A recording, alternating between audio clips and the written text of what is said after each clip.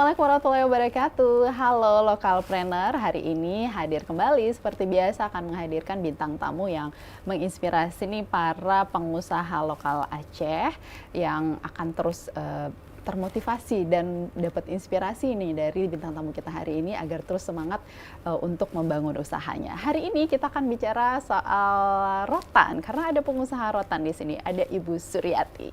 Assalamualaikum Bu Suryati. Waalaikumsalam. Apa kabarnya nih? Alhamdulillah, sangat baik. Sehat-sehat dan sangat baik ya. Jadi Bu Suryati ini adalah owner dari Ati Karya Rotan. Nah kita pasti kepengen tahu dong awal mula Ibu membangun bisnis ini di bidang rotan ya. Kalau kita bilang sih, tadi kita sempat ngobrol-ngobrol sih sama Ibu ya, kalau kita tuh sebenarnya punya bahan baku yang melimpah gitu ya, dan itu adalah salah satu kenapa Ibu akhirnya memilih ini. Tapi maunya ceritanya dari Ibu nih ya, jangan dari Ida ya kan. Nah kita dengar terus nih ya, langsung dari Ibu Suryati. Bu Ati, boleh dong cerita awal mula nih akhirnya membangun bisnis rotan, gimana? Assalamualaikum warahmatullahi wabarakatuh. Waalaikumsalam. Awal mulanya terbangunnya Ati Karya Rotan setelah pasca tsunami, yaitu tahun 2012. Awalnya memang kami pribadi menganyam ini sudah bisa malah sejak SD. Oh, sejak SD udah bisa menganyam gitu ya? Bisa menganyam. Seiringnya waktu, akhirnya menikah, hijrah ke kota. Jadi sepertinya ilmu itu tenggelam Bu sebentar. Oh gitu. Tapi penasaran kenapa sih dari SD udah bisa nganyam? Apa karena memang di lingkungan berada di lingkungan yang banyak para penganyamnya, atau memang orang tua sendiri mungkin, atau gimana Bu? Di orang tua kami memang profesinya dulu yang ibu-ibunya memang menganyam. Di samping dia berkebun gitu. Jadi kami dulu kan biaya kita sulit. Jadi kami membantu orang tua. Kami membuat yang kecil-kecil, yang seperti parcel yang kecil-kecil.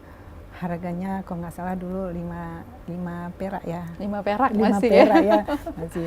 Terus kami buat, dan ibu kami bawa ke pasar. Nah, dari situ masih ilmunya itu masih melekat sampai sekarang. Jadi setelah kita lanjut yang setelah hijrah menikah, tadi, gitu menikah, ya. hijrah ke kota, tsunami. 11 tahun kami tinggal di kota, itu nggak pegang lagi rotan, sama sekali nggak pegang jadi rotan. gitu menikah nggak nganyam lagi lah gitu ya. Karena profesi suami itu ada warung kopi. Punya usaha juga. Ya, punya usaha juga. Jadi otomatis kita ikut. Ya kan? Terus musibah besar terjadi di Aceh, yaitu tsunami. 2004 ya waktu itu. Kami terhijrah sendiri ke kampung. Itu halaman. Maksudnya tsunami kejadian itu akhirnya pulang kampung lagi gitu, atau pindah dari kota akhirnya balik lagi? Kampungnya di mana Bu, nama tempatnya?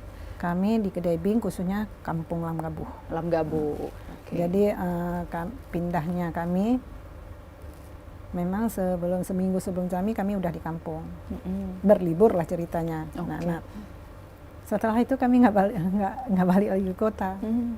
Karena rumah kami di kota udah hancur. Jadi kami menetap kembali di rumah orang tua untuk sementara.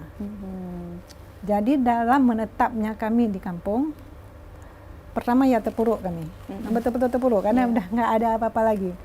Warung kopi usaha suami juga hancur di sana. Itu semua. Dekat rumah di kota, tepatnya di Merduati ya, di Ibu bilang. Di samping BNI hari itu. Di dalam keterpurukan kami itu, anak masih kecil, saya itu nggak duduk. Saya cari inspirasi apa yang bisa saya buat ini. Apa yang bisa saya buat. Terus saya bantu-bantu. Kan ada bantuan itu. Saya bantu mereka dari NGO, hal itu namanya CARE. CARE. Saya bantu mereka. Mungkin mereka tertarik dengan kinerja kita, bukan dengan orangnya, tapi dengan kerja kita. Direkrutlah menjadi karyawan CARE. Waktu itu ya bekerja saya. Terus waktu itu Ibu sebagai apa di sana di NGO itu? sebagai apa namanya, humas gitu. Humas, oke. Sebagai humas. Jadi kita kan langsung hubungan dengan masyarakat Betul, itu. betul. Itu bukan kampung kita aja, termasuk satu kecamatan. Jadi satu kecamatan udah semua ke kita gitu. Iya, oke.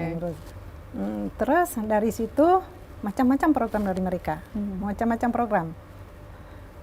Yang terakhir program itu sampailah ke Rotan. Sampai ke Rotan, disitulah terinspirasi. Kayak sepertinya ini Rotannya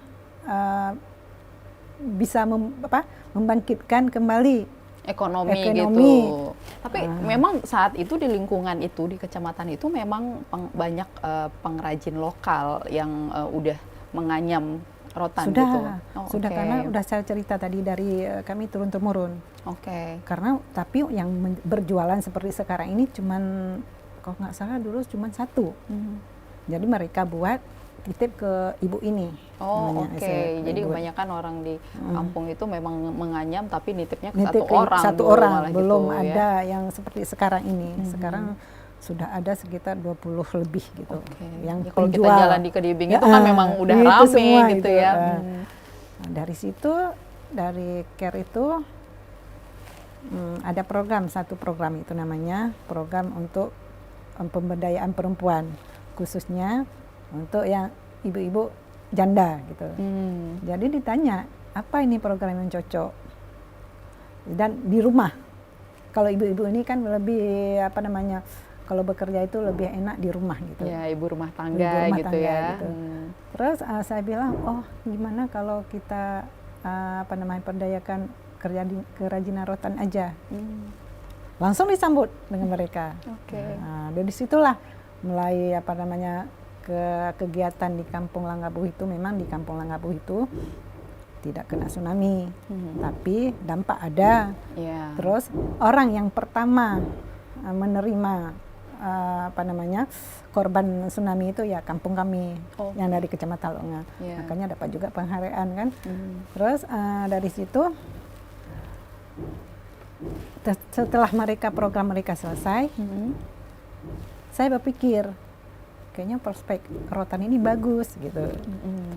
Kenapa nggak kita kembangkan? Saya bicarakan sama suami. Gimana caranya? Ya udah kita beli rotan aja, kita belajar ya dulu di rumah. Jadi awalnya itu memang untuk memberdayakan masyarakat dulu nih, gitu ya? Saya memang lebih suka. Kenapa hati ini kan lebih suka dengan orang ramai dulu, dengan ramahnya dulu, baru memikirkan pribadi. Selalu gitu. Jadi memang udah ada kayak sifat pribadi memang senang bantu orang, senang ngajak orang ramai gitu untuk bisa bangkit gitu ya sama-sama. Memang bukan dari rotan aja, dari apa aja yang bisa tanya, Bu Ati ini kita program apa? Waktu masih keren, kita program ini, boleh. Yang nggak bisa rotan kan sebagian nggak bisa rotan, boleh. Tapi kalau rotan itu di sana mayoritas. Jadi saya kembangkan lah yang rotan ini. Akhirnya ke pribadi gitu. Setelah mereka ini udah bantuan, kita udah selesai, saya bilang. Silahkan, itu ada dikasih modal sedikit seorang. Silahkan pergunakan menurut bidangnya masing-masing. Kalau nggak suka rotan, silahkan pindah kemana. Dari itulah saya berpikiran saya akan kembangkan ini. Itulah kami di rumah dengan suami buat dulu. Itu sebelum 2012 awal. Saya buat dulu, titip ke warung yang saya bilang tadi itu, dua saudara itu. Jadi Ibu juga memang di awal bikin dulu sendiri, nitip juga dulu gitu ya. Karena kita berpikir begini. Bisa bikin dulu gitu ya? Bisa bikin dulu. Terus kalau membuka usaha, dulu berpikir gini, karena dulu mungkin masih sempit ya pikiran kita untuk membuka usaha seperti sekarang ini. Butuh modal besar. Itu berpikir kayak gitu. Rasanya nggak sanggup gitu kan. Halah, gimana ini caranya biar bisa seperti mereka, seperti ibu itu kan. Udah kita sangkut di kata suami, buat aja terus. Nanti saya buat pondok aja. Dia pondok asal-asalan gitu. Terus sangkut gitu. Sangkut 2-3 biji. Itu hasil kerja saya dengan suami. Jadi kebetulan itu memang di dekat jalan raya gitu dekat jalan raya gitu. Pas di samping Gede juga. pasar kedebing itu namanya dulu kan. Iya. Dilirik orang, bahkan dibeli. Udah semangat kita jualannya. Oke. Jadi motivasi ya, Jadi Bu motivasi, ya. Oh, gitu lah. Dari situ terus aku berkembang terus, jadi saya buat tempat penjualannya mungkin pihak TVRI ini udah tahu dulu karena kami juga pernah TVRI ini Sudah pernah diliput juga pernah gitu diliput ya. juga, mungkin mereka sudah tahu usaha saya dulu di mana gitu. Dari situ. Jadi itu terus di berkembang. awal waktu buka di depan rumah, dan kebetulan memang alhamdulillah di pinggir jalan gitu bisa banyak diakses orang gitu ya. Itu pakai modal berapa? Bukan awalnya ketakutan nih nanti modalnya gede gimana? Itu awalnya berapa? Kalau untuk untuk rotannya cuma 200.000 dulu. 200.000 aja. Dulu masih harga yang rotan seperti ini masih 10.000 sekilo. Oke. Jadi saya beli 20 kilo, saya buat gitu. Terus ya kalau masalah pondoknya itu kayu-kayu bekas. Apa yang ada di rumah dibuat sama suami gitu iya, ya? Kayu-kayu bekas itu dibuat. Terjadi, alhamdulillah makin seminggu. Tapi 2 saya minggu. penasaran nih, apa sih produk pertama kali yang Ibu jual itu yang akhirnya dibeli orang dan akhirnya jadi motivasi? Seperti ini produknya. Oke, Ya. yang ini ya. Yang rotan tapi besar saya buat.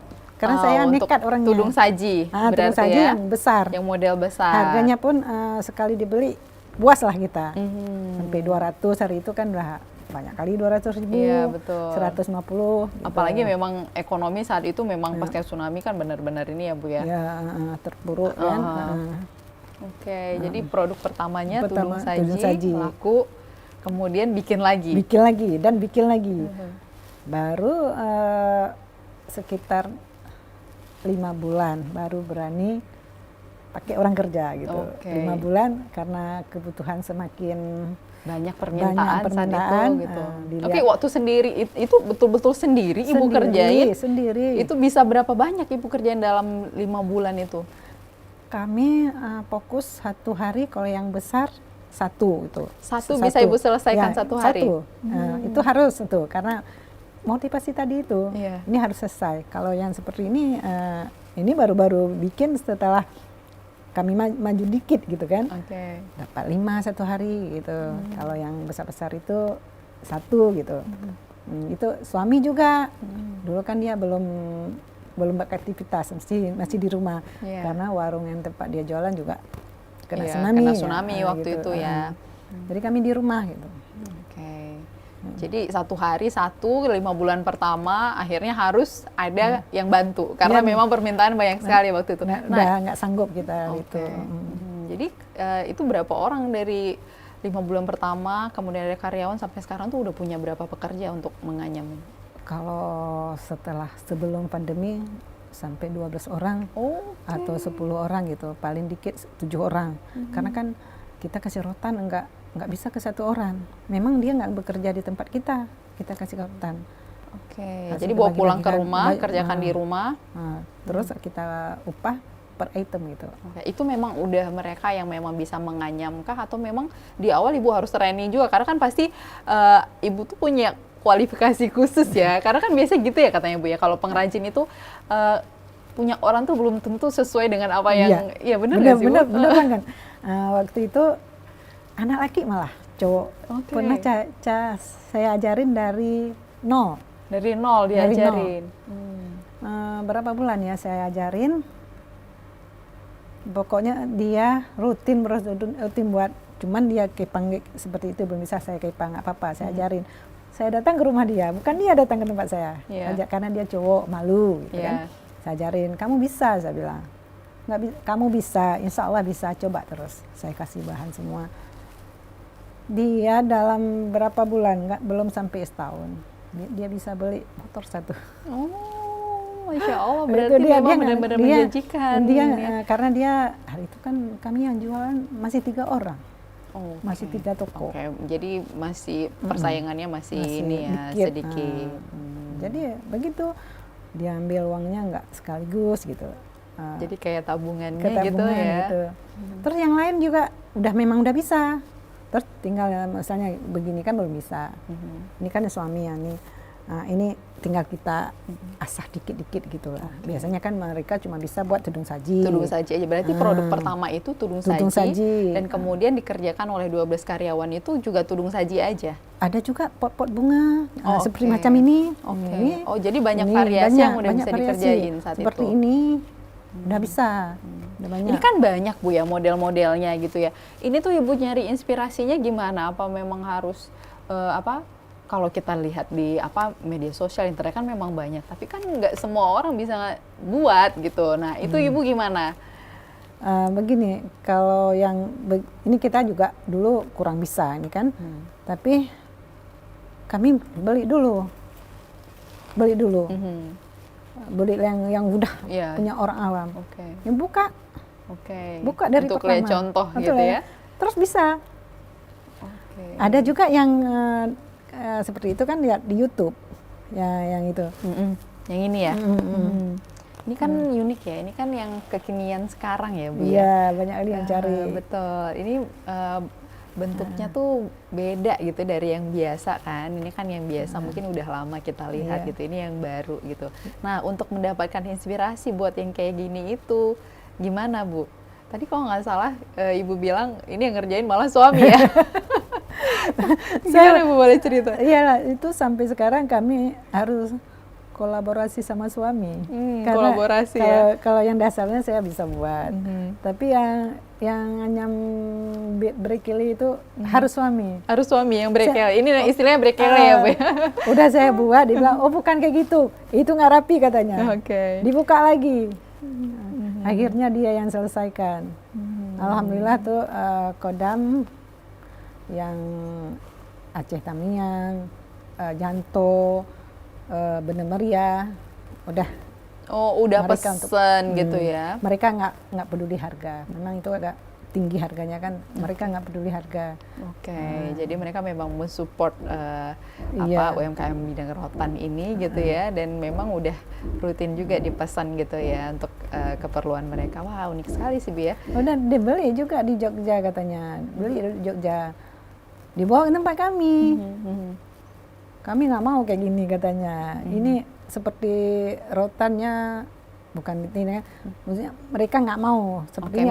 Minta dibuatkan yang lebih bagus, lebih baik kualitasnya gitu. Nah ini jadi pertanyaan saya juga, bukan kalau misalnya kita punya usaha seperti ini dan kemudian Ibu bilang tadi kalau dulu masih 3 orang yang jualan, sekarang udah hampir 20 orang, banyak gitu.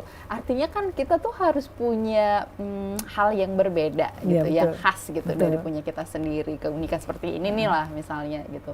Nah itu gimana Ibu mempertahankan itu supaya ya tetap bisa kuat gitu berdiri bisnisnya? Kalau dilihat, ini cerita sedikit. Kalau dilihat sekilas, memang tempat usaha saya itu enggak menjanjikan. Betul saya bilang enggak menjanjikan. Kalau dilihat yang lihat siapa dulu nih? Siapa aja yang lihat. Siapa aja yang lihat. Tapi saya rajin jualan online. Dan karena saya HP itu saya gunakan betul-betul untuk bisnis gitu. Jadi apapun saya jalan itu tetap harus bisnis itu harus diutamakan. Karena biarpun suami duduk, dia bilang enggak laku, tenang. Saya kasih ini ada yang pesanan. Tolong siapkan, harus siap besok. Siap, bisa tanya. Misalnya seperti ini dipesan 100 biji. Siap 2 hari saya tanya. Siap dia bilang. Nah, inilah penjualan kita saya bilang. Jadi nggak usah gundah. Kita nggak ada yang, karena kami di kedai itu tidak mengutamakan beli barang yang di luar. Sekarang kan di sana kan banyak tuh yang seperti dari kiriman dari Jogja itu kan banyak. Bukan produk sendiri gitu ya. Jadi mereka seperti reseller ya. Saya udah pernah juga ikut beli kayak gitu. Cuman untuk apa juga ada ciri khas di sini di Aceh. Mana ciri khas kita gitu. Jadi mau mempertahankan itu karena memang kita di Kedebing juga punya banyak bahan baku ya. Kalau dari kualitasnya Bu ya, bahan baku kita rotan ini ya dibandingkan dengan rotan-rotan yang lain di Indonesia, itu kita di mana posisinya? Lebih baikkah atau memang kita ada yang lebih bagus lagi rotan dari luar? Saya rasa Kalau rotan sekarang ini yang paling bagus, rotan kita di Indonesia ini, terutama rotan dari Aceh. Oh, oke. Karena seperti ini. Ini rotan namanya rotan selimit. Rotan selimit. Selimit namanya. Ini adanya di yang paling bagusnya di Aceh memang. Bahkan sekarang juga kami merasa kekurangan karena ada pihak-pihak yang mengirimnya ke luar Aceh. Oh, oke. Jadi kita nggak usah ini kan. Memang ada. Kalau kami cari rotan, kami udah Artinya di memang kualitasnya kita punya kualitas yang bagus, tapi terbatas juga gitu terbatas ya Bu ya. karena ada pihak-pihak yang Karena memang ada yang petaninya gitu. Petaninya jual keluar. Petaninya langsung ada yang kop gitu, misalnya siapa gitu, tokinya lah kalau Aceh kita bilang. Iya. Ada tokinya, dia kasih ke toke. Waktu kita mau nyari rotan, udah dibeli sama toke. Udah katanya. nggak ada gitu Udah yang nggak untuk ada, kita yang di gitu. daerah gitu ya. Jadi kami waktu hari itu pesanan, banyak kali pesanan dari rotan ini. Sampai kami cari nggak Bahan tidur. bakunya malah susah. kali dapatnya. Nah, untuk pesanannya sendiri Bu, itu ada nggak sih yang, atau boleh cerita kapan yang paling banyak pesanan hingga sampai harus expand karyawan mulai 2012 tadi tuh kurang gitu? Pernah nggak sampai kayak gitu? Pernah waktu menjelang puasa. Puasa itu biasa untuk parcel untuk ya? parcel dan menjelang Lebaran. Biasanya kami menjelang Lebaran itu lembur. Lembur. Di rumah nggak tidur tuh. perlu nambah karyawan juga nggak waktu itu? Kalau kita lihat, kalau yang bisa di handle sendiri mestinya nggak nambah. Tapi kadang-kadang nambah juga. Karena kan kita kan mayoritas penduduk di kampung Langgabung ini 80% sudah mengenyam itu. Mengenyam. Bahkan sekarang bapak-bapaknya udah pintar juga loh. Udah ahli menganyam Udah juga ahli gitu menganyam ya? juga. Makanya apa salahnya kan? Kita berdayakan terus gitu. Oke. Tadi menarik Ibu bilang kan soal ini kan sekarang juga Ibu udah memanfaatkan media sosial ya. Karena memang kalau kita lihat ke toko mungkin jarang orang datang gitu ya. Karena orang lebih mudah kayaknya scroll HP lihat, oh ini ada produk rotan, mana yang bagus bisa pesan gitu kan. Nah, itu tuh kapan Ibu mulai menjual dengan di media platform marketplace lah gitu ya? Semenjak semenjak tahun 2016 sudah mulai. Oh, 2016 malah udah mulai gitu udah ya? Mulai karena kebetulan udah beli HP gitu loh. Udah beli HP ya. Itu berarti masih zaman-zaman Facebook ya Bu ya? Iya. BBM ya? Kayak udah ada Instagramnya itu kan. Anak kan rajin dia. Dia SD udah bisa kan diajarin gitu. Terus udah dari situ udah mulai ada yang pesan gitu. Dari misalnya sedikit udah ngerti. Oh ini udah ngerti saya. Oh berarti ini harus kita lanjutkan. Dan dibantu pula sering ikut pelatihan. Karena kita seperti ini, seperti TVRI udah pernah ke tempat kita. Jadi mereka kan tahu itu nomor kita. Karena nomor juga nggak pernah ganti. Jadi kasih ke teman atau kemana, ke instansi. Nanti dipanggil gitu. Kita kaget. Oh ini dari siapa ini? Waktu ikut pelatihan pertama. Terus itu pelatihan apa pertama kali Ibu ikutin itu? Pelatihan pertama kali kalau nggak salah dari instansi, dari narasumbernya dari Jogja kalau nggak salah. Khusus dia mengajak rotan waktu itu. Memperdalam ilmu kami tentang rotan ini. Di hotel masih di Penayung itu, di depan Hotel Medan itu apa namanya itu? Saya lupa. Itu pertama. Terus berlanjut terus dari situ. Tapi kalau menurut Ibu ya sebagai pengusaha UMKM di bidang rotan ini kan perlu nggak sih sebenarnya pengusaha itu untuk cari link untuk mendapatkan kayak pelatihan-pelatihan untuk menambah wawasannya, menambah ilmu-ilmunya lah di bidang perotanan ini? Sangat perlu. Tapi itulah tujuan kita pertama, mencari ilmu. Jangan dipikirkan yang lain. Jangan dipikirkan yang lain tentang bantuan ini, jangan dipikirkan dulu. Yang penting ilmunya dulu ya. Ilmunya dulu dapat gitu. Kalau udah ada ilmunya, apapun kita bisa kerjakan. Tapi sulit nggak sih Bu untuk mendapatkan informasi ini, ada pelatihan ini? Kadang-kadang kan mungkin orang mikir, kok dia aja ya kayaknya yang ikut gitu, padahal mungkin ketinggalan info gitu. Nah itu sebenarnya kita tuh bisa dengan mudah nggak sih dapatkan informasi-informasi kayak gitu? Ini mungkin untuk informasi ke teman-teman yang entrepreneur yang juga sekarang lagi nonton kita di Lokalpreneur. Sebenarnya tidak sulit. Nggak sulit ya. Karena kita sekarang udah banyak grup UMKM. Silakan teman-teman bergabung. Kalau nanti kalau belum bergabung boleh hubungi dengan Bu Ati langsung gitu ya, boleh. Nanti, kita gabungkan yang belum bergabung ke UMKM. Nanti kita gabungkan, tidak sulit karena teman-teman kita ini tidak pelit-pelit loh. Mereka saling support ya, Bu? Mereka saling support. Contohnya nih saya yang rekomnya kan Pak Ginting. Nah, ya benar. Yang kemarin kita juga udah hadirkan di Lokalpreneur pemirsa. Jadi teman-teman yang sedang menyaksikan kita nih jangan jangan kayak patah semangat gitu. Kita nggak dapat bantuan untuk dapat ilmu baru gitu. Padahal enggak, mudah sekarang. Mudah sekarang. Yang penting kayaknya mau aja dan bisa memanfaatkan teknologi ya Bu ya. Informasinya mudah didapat. Kita aja yang tua masih mengandalkan ini teknologi. Ya. Apalagi yang muda-muda ya Bu. Apalagi yang muda. Ayo dong. Ayo dong. Tapi yang muda-muda sekarang kreatif loh. Lebih kreatif. Lebih kreatif. Malah kalau kami ikut pelatihan itu kami harus mendekati tuh yang muda-muda. Mereka pun mau membantu gitu. Jadi biar lebih tahu apa sih kebutuhan sekarang ini zamannya ini gitu ya. Jadi kita bergaul dengan mereka-mereka yang lebih muda juga. Harus itu. Gitu. Apa sih Bu cerita dari selama Ibu yang paling mengesankan selama merintis usaha ini dari 2012 gitu ya?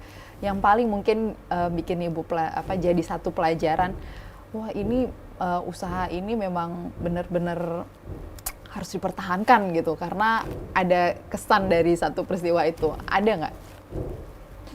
Peristiwa ya. Apa gitu?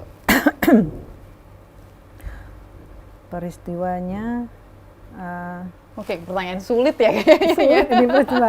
Karena memang peristiwa yang sulit.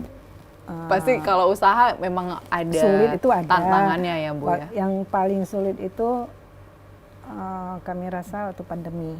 Waktu pandemi. Di situ memang 3 bulan. Kalau di tempat usaha kita memang sama sekali tidak ada penghasilan. Selama 3 bulan itu? Selama 3 bulan, nol. Saya tapi nggak diam. Di sana tidak ada penghasilan, tapi di rumah saya berpenghasilan. Kenapa? Karena saya online. Jual online. Di situ pesan yang penting saya sehari-harinya itu alhamdulillah dapat rezeki.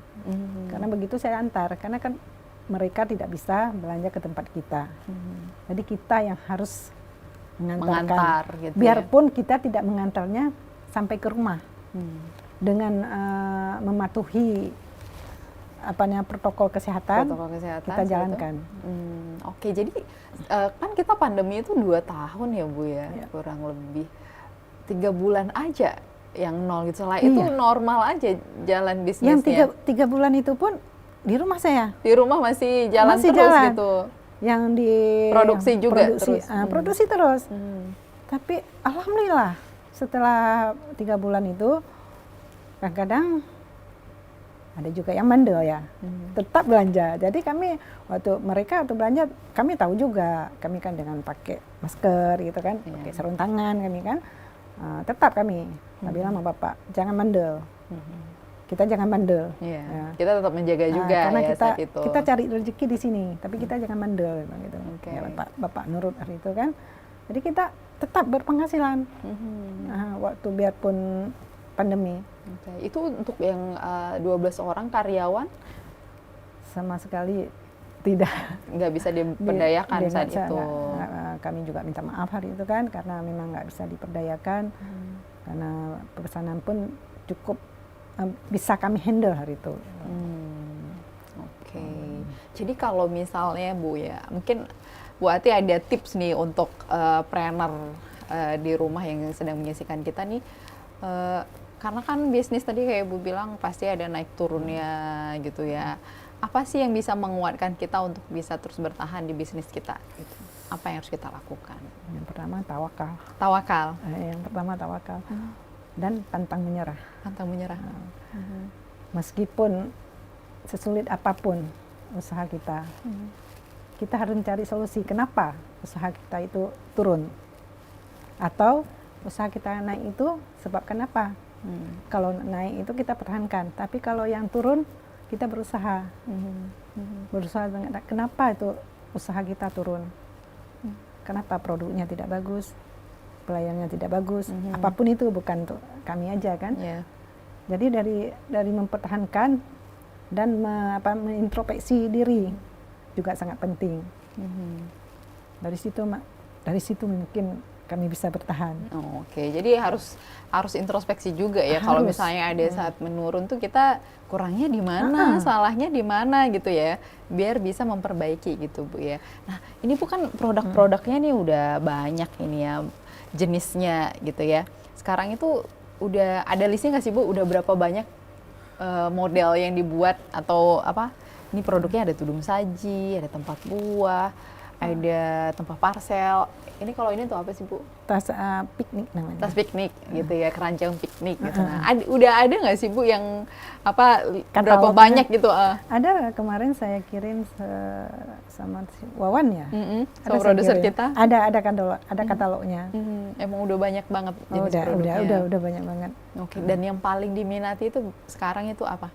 Tudung saji. Tudung saji. Yang kedua ini parcel ini. Oh, parcel ini gitu ya. Oke. Dan ini juga diminati pada saat hari-hari besar ya. Itu banyak sekali peminatnya gitu ya. Oke. Jadi tudung saji ini masih jadi juara Bu ya? Masih jadi juara. Produk pertama dan sekarang masih jadi juaranya. Jadi juara. Nah, kalau untuk produk-produk yang lain nih ya Bu ya. Boleh spill harganya juga nggak sih? Tadi kalau tudung saji ukuran besar tadi Ibu bilang pertama kali jual aja itu harganya udah 200-an. 150 ribu. Itu yang diameter 70 dulu. Sekarang yang diameter 70 itu udah mencapai 250 atau bisa bahkan 300 gitu. Yang diameternya 70. Lebih besar dari 70. Ada juga yang diameter 60, harganya 200. Harganya 200. Oke, jadi dia sesuai dengan ukuran ya, harganya gitu ya. Nah ini kalau biasanya kalau untuk yang pembelinya tuh siapa sih Bu? Karena kalau orang daerah ya pasti buat sendiri ya, orangnya lokal situ ya. Ini kalau yang biasa pesan ke Ibu atau yang datang ke toko itu mereka siapa? Kebanyakan kalau produk kita ini kan yang tudung saji untuk ibu rumah tangga. Ibu rumah tangga, wisatawan. Wisatawan biasanya belinya yang kecil-kecil. Oh, yang kecil-kecil, yang mudah dibawa jauh ya. Seperti ini nih banyak yang dibeli wisatawan. Oh, yang ukuran kecil kayak gini nih ya. Oke, ini. Terus ada, saya nggak bawa, ada lampion, itu mereka juga suka. Pot bunga juga saya nggak bawa, mereka juga suka. Ya, karena kan sekarang memang yang sukanya yang etnik-etnik gitu ya, yang lagi happening gitu ya. Jadi ini salah satu yang memang diminati gitu. Saya juga suka Bu, kalau yang warna-warna rotan gini alami gitu ya, natural gitu ya. Betul. Nah, ini kalau ini harganya biasa berapa Bu? Itu 70.000. 70.000. Oke. Untuk harga ini kita tuh bersaing nggak sih sama toko-toko yang di sebelah yang lain yang ada di sana Bu? Nah, untuk harganya di pasar Kedebing itu belum ada kekompakan. Harga pakemnya, ini kita jual segini belum ya yang sama gitu? Bisa, terus bisa juga dia jual di bawah kita, bisa juga dia jual di atas kita. Jadi belum ada kesepakatan harga. Karena memang kita, dulu saya punya kelompok. Seperti satu kelompok, tetapi kebanyakan bukan yang penjual. Jadi pengrajinnya. Jadi kan itu bisa kita atur. Kalau perajin mereka ini misalnya ongkosnya 30.000 itu sama semua. Tapi untuk menjualnya itu bukan seperti produk di supermarket ya. Iya betul. Kan jadi di sana tuh memang masih ya kalau kita bisa nawar bisa harganya ini ya Bu ya, beda-beda jauh gitu ya. Tapi saya tetap hitung HPP kalau saya jual. Kalau saya nggak bisa kasih, tetap nggak kasih. Ya, betul, harus dihitung dong ya. Kan nggak mungkin jual rugi dong. Ya betul. Apalagi kan kita punya karyawan yang memang harus ngerjain ini gitu ya. Oke, tapi ini udah cukup terjangkau ya Bu ya. terjangkau itu, alhamdulillah terjangkau, sangat terjangkau. Oke. Kalau untuk harga di marketplace-nya juga sama dengan harga yang ada di toko? Sama. Oke. Kita nggak boleh jual beda. Oke, jadi kan memang kalau di marketplace tinggal nambah ongkos kirim. Ongkos kirim, Iya, itu aja. betul. Nah, ini sekarang peminatnya lebih banyak marketplace atau datang ke toko? Kalau kan saya bilang saya bukan marketplace yang saya pakai, tapi jual online. Online secara pribadi gitu Secara ya? pribadi. Oke. Lebih banyak online sekarang saya Lewat jualan. Instagram, lewat WA, WhatsApp. oke. Facebook bisa juga gitu. Itu banyak sekarang. Malah anak saya juga ikut berjualan di online. Oh, sekarang udah ada anak yang bisa dia, ikut tapi bantu. dia nggak mau memang secara langsung dia enggak. Misalnya dia mau buat enggak, karena dia udah ada kerja sendiri kan. Iya. Usia berapa anak ibu? Yang satu 26 tahun, Oke. udah menikah dan hijrah ke Jakarta. Oke. Yang kedua udah selesai kuliah juga, semua ya udah dapat kerja di sana. Jadi mereka betul-betul tidak mau melanjutkan bisnis orang tuanya. Iya, tidak mewarisi ini Tidak mewarisi ini. Itulah saya sekarang bingung nih nanti siapa yang bisa lanjutkan gitu ya. Tapi mudah-mudahan yang ibu udah bina kemarin ya, kemudian karyawan-karyawan sekarang juga bisa lebih berkembang kan gitu ya. Harapannya pasti gitu. Insyaallah. Walaupun nggak ada anak, cucu mungkin nanti tertarik lagi Bu ya untuk kembangin. Insyaallah. Oke. Bu, ini kan kita ada produk-produk juga yang berwarna gini ya. Nah, nih ada yang ini ada pelatihan teknik mewarna sendiri juga kah, atau memang ini otodidak juga untuk warna-warna ini nih? Itu otodidak karena ini kan kita beli langsung, memang ini kan bukan rotan ini. Seperti namanya sintesis kan. Ini seperti plastik ini. Jadi dia nggak pudar. Oke, jadi ini kolaborasi ya dari rotan dengan bahan sintetik. Sintetik ini karena kan kadang-kadang saya sering ngajar juga. Ngajar anak-anak untuk ngajar di SD, SMA sering saya. Ke instansi dinas sosial juga kan. Jadi kadang-kadang guru-guru ini bertanya, gimana Bu, kalau misalnya sewaktu-waktu kami ada lomba mendadak, sementara di kota nggak ada rotan, katanya gitu. Apa solusi Ibu? Oh ada, saya bilang gitu. Sintetik ini yang saya pakai. Oh, ini bahannya ya, bahan bakunya. Saya bilang ini aja dipakai. Dulu kami pernah pakai pewarna itu, pakai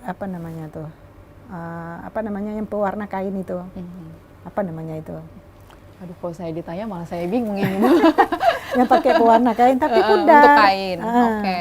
Dia memudar kalau memang di rotan gitu ya. Iya, mudar, lama-lama mudar. Makanya kami kan dapat ide pakai kayak gini gitu. Oke. Tapi kalau saya pernah dengar ya Bu ya, kalau rotan itu semakin lama dia warnanya akan semakin bagus. Makin bagus. Benar nggak sih Bu? Benar ya. Tapi rotannya seperti ini ya, ini rotan namanya rotan selimit. Dia ini rotan selimit. Selimit. Dia puluhan tahun masih bagus. Bertahan. Warnanya.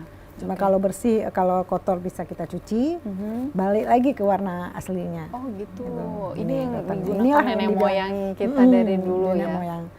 Inilah yang dibilang rotan terbagus di dunia. Dengan kualitas terbaik ya. Kualitas terbaiknya. Terbaik ini. Makin lama dia makin bagus. Makin lama makin bagus gitu ya. Nah, ini cara bikin ini susah nggak sih Bu sebenarnya? Ini Bu Ati kebetulan nih teman-teman di rumah yang udah bawa rotan yang belum jadi ini. Dia sulit nggak sih Bu sebenarnya? Karena tadi kalau Ibu bilang tadi ada yang diajarin dari nol gitu sampai akhirnya bisa beli motor. Ini kayaknya worth it banget ya untuk bisa dilanjutkan gitu. Sulit nggak Bu? Kalau dibilang kalau sama kami tidak sulit. Ya tidak sulit ya karena udah ahlinya gitu ya. Kalau yang kayak saya dari nol nih. Itu sulit. Sulit ya. Agak sulit. Cuman kalau tinggal kita kita lanjutkan kayak gini tidak sulit. Tapi waktu pemula ini itu agak sulit ya. Itu kalau kita belajar dari awal perlu ada pola dulu nggak sih Bu? Tidak ada pola, cuman kita perlu aja tulangnya aja kita kumpulin, tidak perlu pola kecuali yang peta itu baru kita perlukan pola. Oke. Tapi kalau kami yang bulat-bulat ini tidak perlu pola, Oke. langsung bisa karena memang dengan tangan. Dengan tangan dengan ya. tangan kita. Dan apa sih namanya, di pikirannya juga sama gitu ya, apa Iya. yang mau dibuat gitu ya. Ini hanya kita membuat seperti Ini nanti mau jadi apa? Seperti ini. Oh, jadi ini tudung saja yang kecil. Jadi kalau misalnya mau dia, kalau mau dia bengkok ke sini kita tekan kayak gini. Tapi kalau dia mau ke lurus kita gini. Dengan tangan kita aja. Oke. Tinggal dengan tangan aja kita. Kalau mau kayak gini. Nggak ada alat-alat bantu yang Nggak ada lain ya, Bu, ya? bantu, cuman tangan aja. Gini aja. Oh, oke. Kelihatannya gampang, tapi kayaknya kalau dicoba Mau nggak coba? segampang itu, kayaknya tak segampang itu. Oke, jadi ini kan nanti ada ininya juga nih, pegangannya nanti disambungin lagi gitu ya, Bu ya? Itu nanti di sini kan ada. Oke, diikat lagi ke dalam gitu ya? Contohnya begini ya, saya buat contohnya sedikit ya. Gunting saya tadi ada bawa, tapi kemana saya nggak tahu. Dimasukin ke sini, rotannya udah nanti berbentuknya. Jadinya dimasukin dalam. Oh, Cuma saya nggak ada gunting. oke. Jadi dia bersambung juga ini, Bu ya, bukan putus-putus ya? Tidak putus. Nggak ada yang putus Nggak ya? ada yang putus. Oke, jadi semuanya nih nyambung nih ternyata, Nyambung. teman-teman. Jadi ya gitu deh ya. Nanti ini kan jadinya seperti ini, Bu. Itu bisa jadi tuh berapa lama Satu kalau ini Ibu yang kerjain? 3 jam udah. 3 jam udah jadi kayak gini. Dengan harga kalau dijual tadi Rp70.000. Luar biasa nih, teman-teman. Jadi apa yang dikerjain Bu Ati sekarang itu nanti jadinya seperti ini dan bisa dijual dengan harga Rp70.000. Siapa yang mau belajar boleh, siap. Nah, diajarin. ini nih. Siap Nah, jadi diajarin. sekarang mungkin ada teman-teman trainer di rumah yang kepikiran gitu bikin usaha rotan juga kayak Ibu Ati. Bu Ati buka peluang besar nih untuk bisa langsung belajar dengan Bu Ati. Tapi tadi Bu Ati bilang juga udah ngajar-ngajar ya. Sudah di mana-mana. Udah di mana-mana gitu ya. Nah, itu kelasnya itu biasanya untuk siapa? Ada anak SD, ada anak SMA, malah ada di kantor-kantor gitu. Tapi kalau di kantor kebanyakan tidak berkelanjutan. Oh, oke. Kalau anak dari SD kita ajarin, mereka karena mau ikut lomba gitu. Oke. Jadi kalau untuk berkelanjutan itu. Untuk ibu-ibu PKK di gampong-gampong gitu ada juga nggak sih, Bu, untuk ngajarin Kalau kayak ibu gini? PKK ada juga. Ada juga Ada ya. juga. Oke. Jadi ini sebenarnya usaha yang bikin Ibu juga sharing ke banyak orang gitu ya, banyak manfaatnya juga ya, Bu ya. Kadang-kadang kita ngajarinnya biar mereka mandiri gitu. Tapi kadang-kadang dibilang udah kita ajar capek katanya. Capek. Karena kan memang keras, rotan ini memang keras. Oke, dia memang tangannya sakit kalau baru pemula. Tapi pemula lama-lama kami udah nggak merasa sakit lagi. karena bahannya memang nggak lunak ya, Bu Nggak ya. lunak. Tapi ini harus dipakai air baru lunak. Dia Oh, pada dipakai saat air kita ini dulu. lebih mudah lagi akan Harus kita pakai pakai air gitu. dulu gitu ya.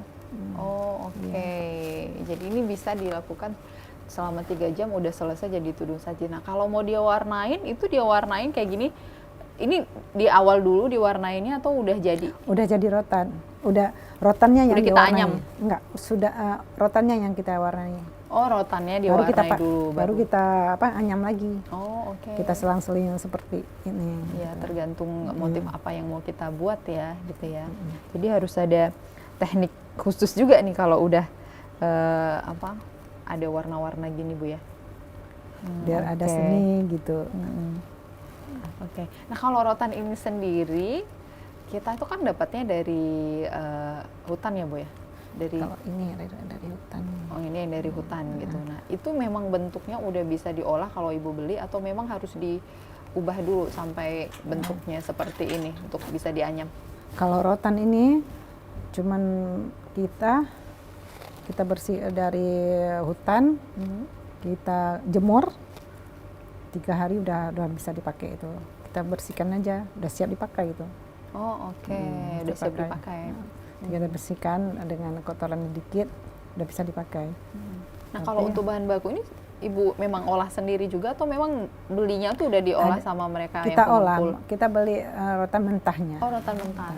Kita yang olah. Kalau rotan yang ini? Rotan ini memang udah siap seperti ini. Oh, udah Itu jadi. ini kita beli dari luar, dari Cirebon. Oh, ini yang dari luar Aceh? Dia ada di alurnya di Medan juga gitu. Luar Aceh ini. Tapi Oke. rotan awal rotannya dari Aceh. Oh, rotan bahan baku awalnya dari Aceh dikirim ke sana, diolah, balik lagi kemari gitu. Kemari, belinya mahal. Oh iya, itu kenapa kita belum punya alat untuk mengolahnya atau apa kendalanya kalau Ibu lihat? Punya, khususnya di kampung kami, Kampung Langabuh, punya alat pengolahan rotan. Baru 2 tahun ini. Baru 2 tahun, oke. Cuma hasilnya tidak sama seperti ini. Oh, kualitasnya lebih baik yang udah dari Cirebon ini ya? Tapi mungkin mereka ada rahasianya, kita belum tahu. Tapi insya Allah nanti akan kita cari kenapa ini rotannya tidak sama seperti ini gitu. Oke, yang menarik juga sih ini sebenarnya kalau kita punya rotan tapi kita nggak bisa olah di sini dan harus keluar dulu balik lagi ke Aceh. Nah, ini yang bikin harganya jadi lebih mahal. Betul. Oke, makanya bersaing sama produk-produk lokal yang di luar Aceh ya, Bu ya? Iya, betul. Kalau di luar Aceh di sana kan lebih murah rotannya. Iya. Oke, menarik sih ini kayaknya perlu jadi perhatian pemerintah ya. Karena ini kita punya potensi. Nggak meminta, tapi kalau diperhatikan, alhamdulillah. Alhamdulillah gitu ya. Tapi kalau bisa kita memang harus diperhatikan gitu, karena kan ini salah satu. Boleh minta-minta kan. Tapi kalau untuk pemerintah sendiri nggak apa-apa dong Bu. Kan pemerintah tugasnya memang mensejahterakan rakyat gitu kan. Salah satu penopang ekonomi masyarakat di Kedebing kan seharusnya dari rotan ya. Mudah-mudahan pemerintah di sini bisa mendengar ya aspirasi dari masyarakatnya untuk bisa menyediakan alat supaya bisa mengolah rotan dengan kualitas baik. Kualitas baik sudah ada, bukan tidak ada, tapi kualitasnya kurang baik, kurang baik. bagus. Terus kami yang kendala satu ini pemasarannya. Oke. Ini yang saya mau ini juga Bu, pemasarannya. Nah, Ibu udah pernah nggak dibantu sama pemerintah nih untuk pemasaran? Kalau yang lain pernah dibantu seperti plot provinsi, dinas koperasi untuk pelatihan atau bazar, pameran sering. Oke, tapi itu sering. Untuk pemasarannya belum ya. Kalau fasilitas seperti yang tadi Ibu sebutkan sudah gitu ya, ke pameran dan lain sebagainya. Tapi kalau untuk pemasaran masih belum. Pemasaran yang seperti apa sih yang Ibu maksud? Karena kan memang kalau kita lihat dari apa yang Ibu cerita tadi, cara mandiri itu udah lewat online gitu ya. Tapi kan butuh support yang lebih ini lagi supaya lebih luas lagi lah dikenal gitu ya. Nah, malah Bapak UMKM kami yang Pak Dr. Iskandar Majid itu udah berusaha juga, dia maksudnya mencari solusinya. Iya, betul. Cuman beliau kan cuma berusaha kan, tapi belum juga dapat solusinya. Belum punya hasil yang karena kami kalau dibilang mayoritas, saya bilang 80% di kampung kami Langabuh ini pengrajin rotan. Berapapun yang dipesan, insya Allah sanggup. Sanggup. Tapi itulah karena mungkin belum ada rezeki kami. Belum rezeki ya Bu ya. Tapi harapannya pemerintah bisa dengan segera bisa membuka ini ya supaya mudah gitu. Apalagi sebenarnya kan produk-produk ini diminati banyak orang di luar Indonesia gitu. Betul. Orang asing itu kan suka banget produk-produk yang natural alami seperti ini gitu. Nah, artinya nih produk ini udah pernah diekspor atau belum? Belum. Jujur belum. Belum sama sekali. Udah pernah ikut kurasi juga dari dinas perindustrian. Tapi memang sulit. Kendalanya apa di sana Ibu? Kita mungkin produk kita kurang halus dan kurang rapi gitu, jujur gitu.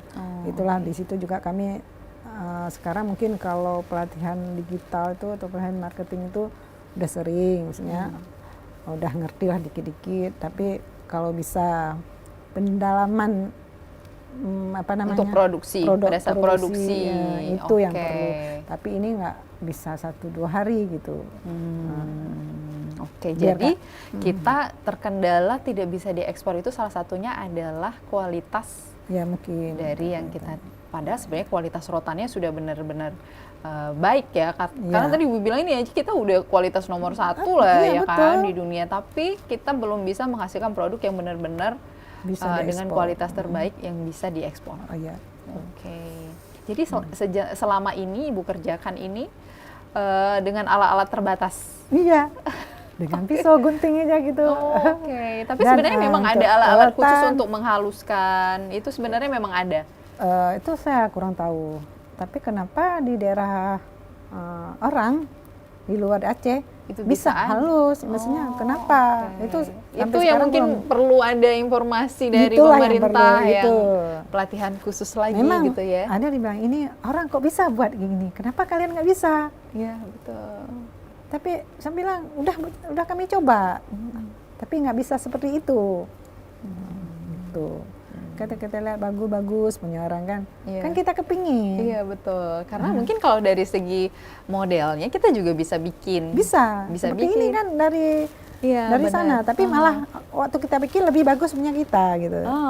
Cuman memang itu tadi kendalanya. Tapi ini kalau yang ini udah lebih halus saya lihat Bu ya. Itu rotan bagus tuh. Oh, rotannya rotan Rotan bagus, ini sama ya. kayak gini Ini, ya. Oke. Tapi harapannya bisa lebih halus dan lebih Bisa, rapi lagi gitu bisa untuk lebih. bisa dikirim untuk ekspor ya. Untuk ekspor. Oke, keren banget ini. Nah, kalau untuk yang produk-produk vintage kayak gini, karena kan sekarang lagi in it juga ya Bu ya. Nah, produk apa yang paling diminati nih? Selain kalau ini tadi Tudung saji gitu yang dan, biasa ya. dibeli gitu ya. Yang biasa Ibu kirim online. Yang biasa dikirim online ya seperti ini. Oke. Itu banyak juga tuh udah dikirim online. Ini banyak. Seandainya semua tempat pasar buah di Banda Aceh aja pakai ini. Pakai ini ya benar. Tapi mereka kan malah pakai yang plastik, ya kan? Iya, betul. Seandainya semua pakai yang ini, sejahtera kan? Sama-sama sejahtera. Nggak apa-apa, kami kan harganya bisa ini. Iya, ini kan Bisa kita sustainable ya. sesuaikan. Jadi menjaga lingkungan ya Bu ya. Iya, ini kan nggak ada limbahnya. Nggak ada limbahnya ini. Nah, ini penting Limbahnya sih bisa. digalakkan oleh pemerintah daerah juga ya untuk menjaga kelestarian alam kita juga ya kan. Oke. Ini dibilang ini kan sangat berguna. Pasar buah sekarang berapa ratus di Iya. Banda Aceh ini. Betul, betul. Kalau semua pakai produk rotan, Pernah nggak sih Bu ketemu sama anggota dewan misalnya untuk menyampaikannya kayak gini gitu kan? Karena ini sebenarnya bagian dari apa ya mata pencarian masyarakat, tapi juga ini bermanfaat untuk menjaga lingkungan kita gitu. Udah pernah sampai kesampaian ngobrol sama mereka nggak sih Bu? kesampaiannya Untuk gini membantu. waktu ikut pelatihan. Jadi secara apa namanya garis besarnya aja kita sampaikan. Ya pastinya mereka insya Allah gitu kan. Iya. Jadi Ya mudah-mudahan mereka juga mau mungkin mengusahakan ya. Iya, nanti mungkin setelah dilantik. Ini kan belum dilantik. Betul. Ada prosesnya juga ya Bu ya. Iya. Penting kita sekarang udah menyampaikan Udah dan kita menyampaikan. punya harapan gitu ya. Iya. Jadi Ibu ini kan udah kurang lebih 20 tahun lah Bu ya Ibu di sini ya. Di bisnis rotan ini gitu, dan ini udah jadi mata pencarian utama Ibu Iya benar. sekarang. Mulai dari sekolah anak-anak dan sebagainya. Boleh cerita nggak sih Bu? Mungkin jadi inspirasi kita juga gitu bahwa ternyata usaha ini benar-benar bisa membesarkan Ibu dan keluarga dan anak-anak. Waktu awalnya saya buka usaha, anak saya 2012 masih yang besar masih SMP. Yang besar masih SMP. Kalau besar. Saya berpikir ini SMP. Karena mereka juga sekolahnya di sekolah favorit. Oke. Dari SD 1 sampai SMA 1. Apa sanggup saya ini? Sedangkan apa namanya? Mereka sanggup. Dengan mereka pinter. Iya. Kan alangkah sedihnya, alangkah berdosanya saya kalau tidak menghargai mereka. Nggak apa-apa, kalian sekolah. Yang penting kalian sekolah. Iya. Kalian sekolah dan kuliah harus dan gitu. Kayak mana Mama sanggup, sanggup, insya Allah sanggup kuliah. Jadi saya berpikir waktu itu saya nggak kepikiran kepingin buat rumah bagus, tidak. Usaha dengan anak-anak aja saya pikirkan Anak gitu. bisa sekolah ya, Itulah, berhasil. anak dengan usaha. Nggak pernah kepikiran ingin beli mobil, nggak ada. Asal anaknya bisa jalan dengan motor aja udah cukup. Waktu itu ya alhamdulillah sekolah favorit itu kan biayanya banyak juga. Nggak apa-apa, silahkan. Mereka tes sendiri, lewat sendiri. Karena memang mereka pintar-pintar anaknya. Ya, punya potensi. Punya potensi. Jadi kita tinggal dukung aja. Kita dukung aja. Yeah. Alhamdulillah selesai di yang tahun 2018 selesai satu di Unsiah, teknik elektro. Oke. Yang kedua di teknik MIPA, di PWK, tata kota. Tata kota. Teknik juga. Oke. Dengan dua-dua dengan Alhamdulillah cum laude. mereka berhasil ya. Cum laude. Oh, iya. Wah, luar Dua-dua. biasa. Saya sampai merinding ini dengar ceritanya. Tapi Bu pernah nggak sih ada cerita dari anak-anak, ini kan mereka sekarang udah berhasil ya, udah bekerja juga ya tadi Ibu cerita ya? Sudah bekerja. Di mana Bu, yang di Loksmawe? Di BPJS Kesehatan. Di BPJS. Yang di sini? Ya, yang di sini sudah ikut suami, sudah ikut. Awalnya di PT SAI. Awalnya di PT SAI, sekarang sudah mengurus keluarga, kita ikut suami. Dua orang berarti? Dua orang. Sekarang yang nomor 3 anak saya berkebutuhan khusus. Yang keempat masih SMA. Masih SMA. Wah, jadi ada 4 orang anak yang benar-benar jadi motivasi Ibu ya untuk terus bertahan di usaha ini. Tapi Bu, ini kan anak-anak sekolah favorit ya dari awal, mereka pintar ya sampai sekolah di teknik lagi ya, itu kan benar-benar orang yang terpilih yang masuk ke sana dan akhirnya mereka berhasil sampai cum laude. Pernah nggak sih Bu mereka cerita waktu Ibu menjalani usaha ini mereka minder karena kan mereka di sekolah-sekolah favorit pasti mereka dengan anak-anak yang punya ekonomi yang menengah ke atas, yang anak-anak pejabat mungkin gitu ya. Pernah nggak sih Bu mereka minder dengan, wow, mama nih kerjaannya gini aja atau gimana gitu, pernah nggak sih Bu? Dia nggak pernah cerita. Waktu SD ada, waktu SD kan SD 1, entah apa-apa dibilang. Itu saya belum di sini, belum usaha ini, ya nggak apa-apa, sabar aja nak. Gitu. Untuk SMA, SMP, SMA malah teman dekat dia anaknya wali kota dulu. Dia ranking 1-2, mereka gitu terus. Dari SMP, dari kelas 1 sampai kelas 3 SMA. Mereka bersaing terus berdua. Tapi gimana?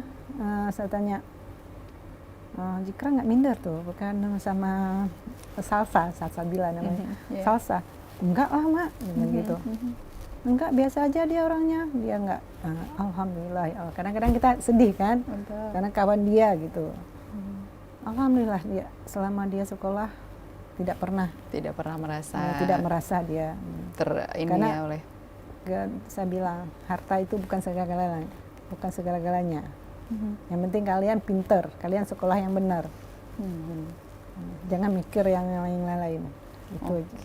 Jadi memang anak-anak nggak merasa ini adalah sesuatu yang harus bikin mereka minder, tapi malah mereka bangga. Akhirnya punya prestasi. Mereka mempromosikan. Mereka malah waktu itu buat nasi ke sekolah. Kita kan masakan di rumah, itu malah rame-rame mereka makan. Dengan masakan orang kampung. Jadi karena prestasi anak-anak ini yang memang baik sekali ya, membanggakan Ibu, akhirnya Ibu apakah ini jadi salah satu jadi komitmen Ibu dan konsisten untuk tetap bertahan di bisnis ini? Ya itu karena ada satu lagi yang harus saya sekolahkan dan betul-betul harus berhasil juga. Harus berhasil juga ya. Satu lagi sih yang paling kecil ya. Dan ada anak spesial yang memang harus Ibu Ibu rawat terus sampai sekarang. Sampai sekarang itu mungkin salah satu juga anugerah Allah ya. untuk saya dengan anak yang mudah-mudahan Bu, apa yang Ibu usahakan sejak tahun 2012 lalu ya sampai sekarang, dan kemudian sekarang sudah membuahkan hasil, punya anak-anak yang sukses ya, dan kemudian meneruskan anak-anak yang sekarang masih sekolah juga. Usaha ini terus bertahan dan semakin berkembang, dan harapan-harapan Ibu tadi yang ya kalau bisa nanti kita punya peralatan yang canggih, akhirnya produk-produk ini bisa diekspor Bu ya. Amin, Amin ya, amin. dikenal Amin, sampai internasional amin, gitu kan Bu. Itu bukan harapan saya aja, harapan semua pengrajin rotan, Semua pengrajin rotan di Kedebing di khususnya. Kedebing khususnya. Bukan harapan yang saya aja. Oke, tapi untuk mendapatkan produk-produk ini Ibu boleh promosi nih ke teman-teman Inhyasiin kita. Di mana nih bisa dapatkan produk-produknya? Halo teman-teman semua, ini semua adalah produk dari Ati Karya Rotan. Kalau mau pesan, boleh melalui IG kami, yaitu Ati Karya Rotan, dan juga nomor WhatsApp saya. Mungkin teman-teman udah banyak yang tahu loh, Ati Karya Rotan itu. Oke, jadi tinggal cari nanti akun Instagramnya Ati Karya Rotan gitu ya. Nanti bisa langsung DM sana kalau mau tahu nomor WhatsApp-nya Bu ya. Nah, produk-produknya juga akan ada banyak di sana. Jadi teman-teman di rumah yang saat ini menyaksikan Lokalpreneur bisa memilih-milih produk dan kemudian pesan. Oke, terima kasih banyak ini Ibu Ati ya atas waktunya berbagi di Lokalpreneur. Mudah-mudahan apa yang Ibu sharing hari ini benar-benar menginspirasi teman-teman Lokalpreneur yang ada di Aceh dan juga di mana aja yang sedang menyaksikan kita, dan akhirnya jadi motivasi bagi mereka untuk terus bangkit dan semangat untuk mengembangkan usahanya. Terima kasih ya Bu Ati ya. Kami juga berterima kasih kepada TVRI yang sudah mengundang kami kemari. Alhamdulillah, nanti kita undang lagi Bu ya dengan produk-produk barunya. Nah, teman-teman juga nih jangan lupa nih saksikan kita terus ya di Lokalpreneur di channel YouTube kita di TVRI Aceh Official. Jadi nanti kita akan datangkan lagi nih teman-teman planner kita yang lainnya yang akan memberikan inspirasi dan juga motivasi kita untuk terus berusaha. Akhirnya saya Ida Ramadhani pamit undur diri, sampai jumpa. Assalamualaikum warahmatullahi wabarakatuh.